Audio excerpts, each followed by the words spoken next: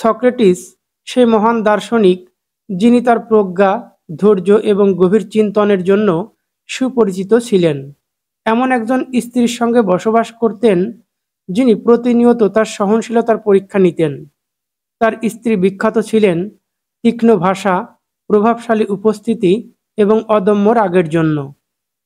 প্রতিদিন সূর্যোদয়ের সঙ্গে সঙ্গেই তিনি সক্রেটিসকে ঘর থেকে বের করে দিতেন, আর সক্রেটিস ফিরতেন সূর্য অস্ত যাওয়ার ঠিক আগে।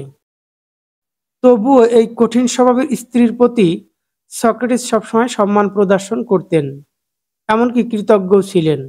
তিনি একবার বলেছিলেন, আমার প্রজ্ঞার অনেকখানি আমার স্ত্রীর কাছ থেকে পাওয়া, কারণ এই প্রতিদিনের পরীক্ষাগুলো ছাড়া আমি কখনো শিখতে পারতাম না যে প্রকৃত জ্ঞান নীরবতায় বাস করে আর শান্তি মেলে স্থিরতায়।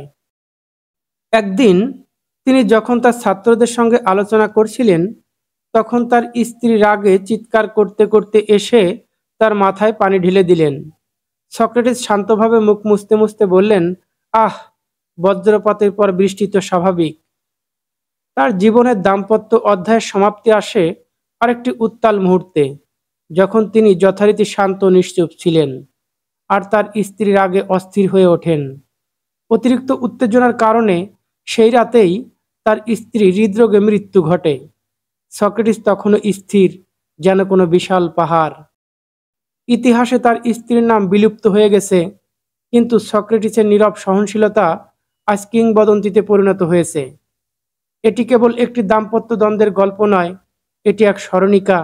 শক্তি সবসময় শব্দে নয়, অনেক সময় নীরবতায় প্রকাশ পায়, আর জীবনের কঠিনতম মুহূর্তগুলোতেই আসে সবচেয়ে বড় শিক্ষা।